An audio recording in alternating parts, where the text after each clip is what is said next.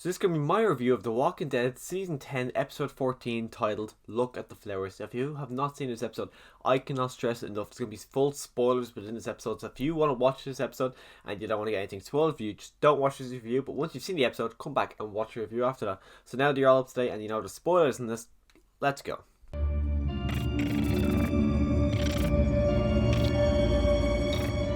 So the episode kicks off, we get to see a flashback of, I don't know how long it's been, probably about a month or so, of Carol releasing Negan, and she explained to him saying, no one's ever going to see you as someone other than who came in, bashed people's brains in, and kind of blew up the whole Alexandria. She didn't say those exact words, but she was kind of saying that in a way. And she said the only way for them to move on is if you take out the threat of the Whisperers. So she releases Negan in that way, and she says, if you kill her, and you kill her quick, I will make sure that these people see you in a different light and you're able to join this community in a way. Then it flash forwards to where we are at now. We're at the end of episode 12, and we see Carol actually puts Alpha's head on the pike, which I thought it's a lot better than I think what happened in the comic books, where Negan just threw Alpha's head in front of Rick, and I can't remember what Rick ever did with that head, but I like the idea of her actually putting it on the pike, really kind of just serving justice for the fact that you did this to our friend and my son, and now look, we just did it to you. I like that kind of element of it. But then she kind of becomes a bit of a bitch, and she really annoyed me in this episode because of this. She kind of backstabs Negan and says, okay, well, you didn't do it quick enough, so you're going to wait for me, I'm going to go off and do what I need to do, and then I'll eventually come back, and then we'll go back. And it's just, I wasn't really a massive fan of what she did for Negan, because Negan really did put his life on the line to be able to kill Alpha for Carol, and then she just kind of does for this on him. It's not really a good kind of method of what she was doing. As well, we do see Eugene. He announces to everyone that, okay, I am going to go off, I need to go find Stephanie, and he kind of forms a group of Yumiko and Ezekiel and Jerry have a nice little goodbye, and that relationship the two of them have, I actually am a massive fan of. Ever since it was introduced in season 7 episode 2, ever since that was introduced, I've always really loved that kind of relationship, because it seems so organic, it seems so believable, and it just seems like these two men, who probably have been together since the start of the apocalypse, they seem like they've just been mates from the very start, and they've just kind of kept growing as well. We also get to see Yumiko and Magma Center go by. Wasn't as good as Jerry and Ezekiel's. I'm just not really a massive fan of Magma. I think if it was Yumiko and someone else, probably would get a lot more emotion out of it, but the fact that it's Magma, I'm not really a massive fan of her.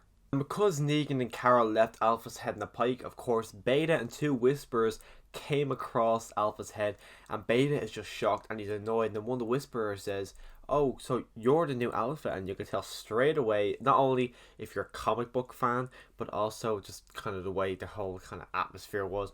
You can tell that annoyed Beta so much. He goes, oh, can you not hear what Alpha's saying?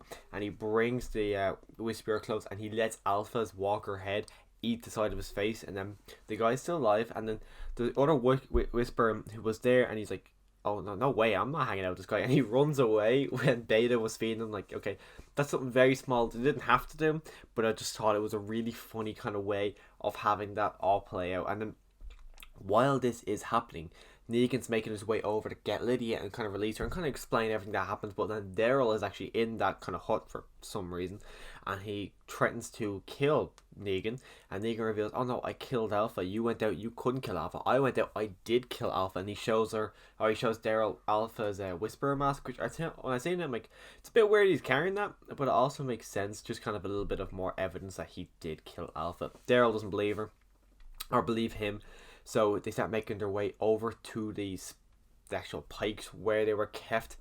And as this plays out, we see Carol is just kind of wandering aimlessly around the forest, and we see the ghost, well, not the ghost, it's more in Carol's head, but she kind of has it resemble Alpha, and so Alpha is kind of taunting her in a way. And it was cool to see Alpha one more time, but I'm kind of getting a bit fed up of Carol's story being so repetitive. She's going out there because she doesn't want to be with people anymore, so she's going to go out, and she's just kind of just going to be by herself. And at this stage, I'm a bit fed up with this whole kind of thing being the exact same as always.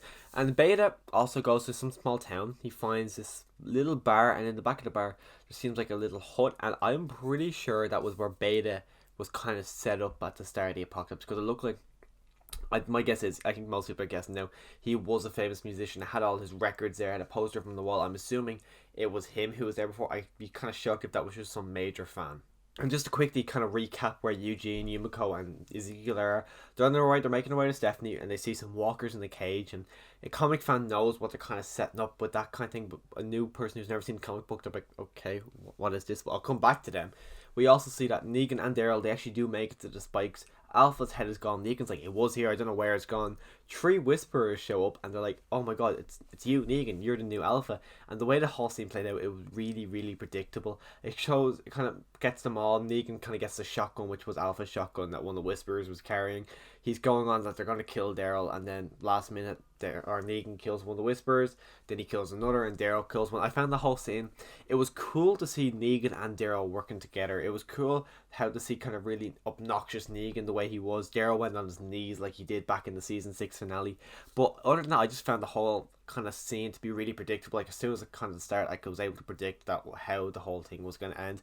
And sometimes in The Walking Dead it can be like that, but not a lot. So I think when it does kind of come up, that was very predictable. I'm just kind of a bit more let down with The Walking Dead. That like, okay, is that really the best you could do? A very predictable scene, which just really wasn't a massive fan of. And then we go back up to Carol. She is still wandering around.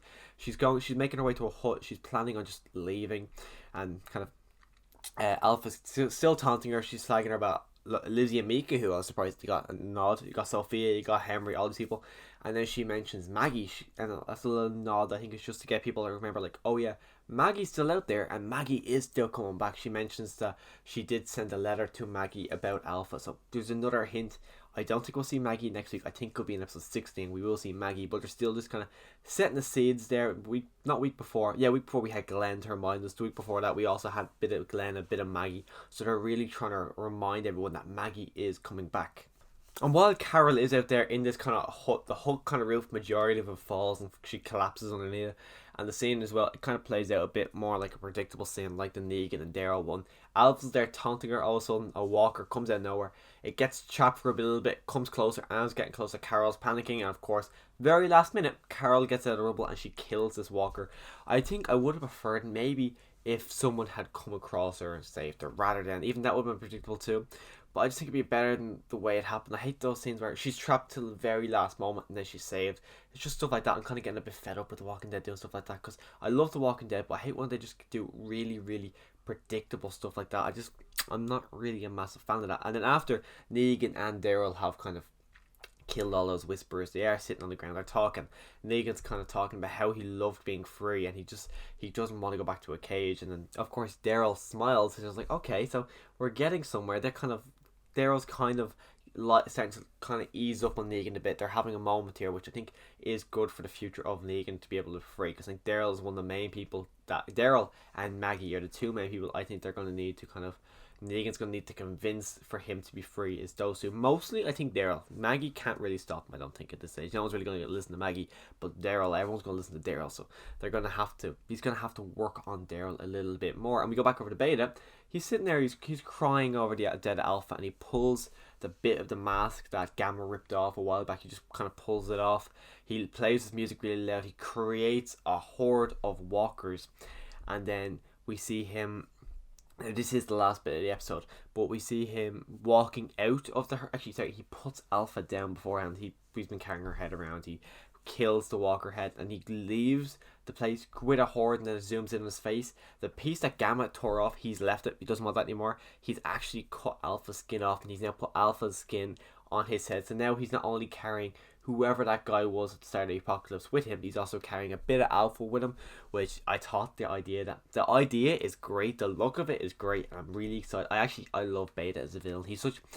He's nowhere near as good as Alpha, but he's a guy who, you can tell there's a lot going on there with him, and I'm really interested to see what does happen with him. I think he will survive season 10. I think he might go into season 11, but I don't think he'll be like season 12. I don't think he's going to get a redemption arc like Negan. I think he's a character who's 100% going to die, but I don't know who's going to kill him. I think Daryl is maybe the one who's going to kill him, but I don't really know if it would play out that way.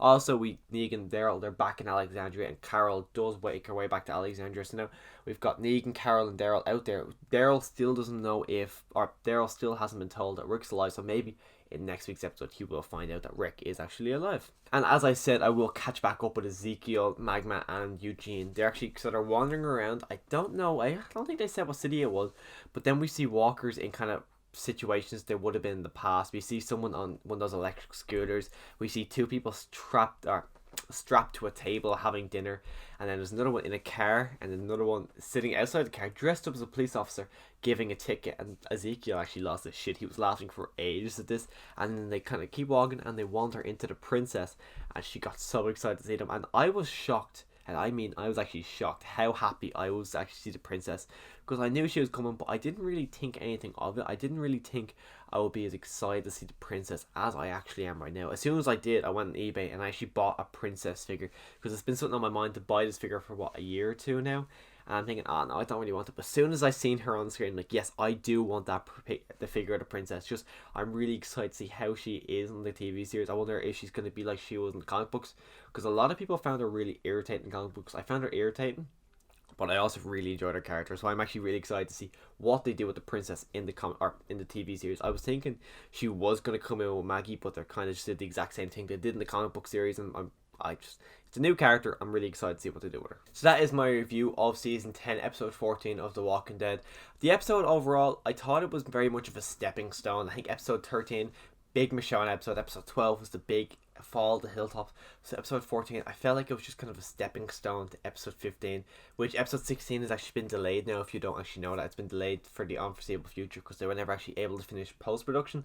So we don't know when we're getting episode 16 yet. So episode 15 is going to have to be, they can't change now at this stage, but I wonder if episode 15 will be the big episode of the season like it was last season. So episode 14 does feel like it's just kind of a stepping stone to get to episode 15. So I hope episode 15 is good. I hope it doesn't end in a big cliffhanger and I have to wait who God knows how long to see it, because we don't know when episode 16 will come out. So I actually am really excited for episode 15, because just going off last year, I do imagine it will be a great episode. But if you have seen this episode, let me know your thoughts on the episode in the comments down below. Click that subscribe button to come back for my review of episode 15.